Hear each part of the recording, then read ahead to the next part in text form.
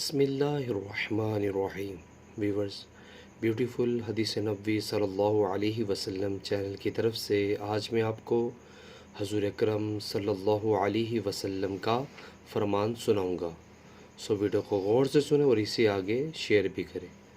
رسول اللہ صلی اللہ علیہ وسلم نے فرمایا، جو کوئی اللہ اور آخرت کے دن پر ایمان رکھتا ہو وہ اپنے پڑوسی کو تکلیف نہ پہنچائے، اپنے مہمان کی عزت کرے۔ جو کوئی اللہ اور آخرت کے دن پر ایمان رکھتا ہو وہ اچھی بات زبان سے نکالے ورنہ خاموش رہے۔ صحیح بخاری۔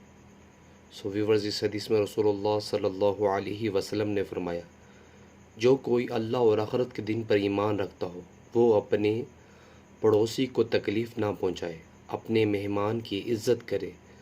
جو کوئی اللہ اور آخرت کے دن پر ایمان رکھتا ہو وہ اچھی بات زبان سے نکالے ورنہ خاموش رہے۔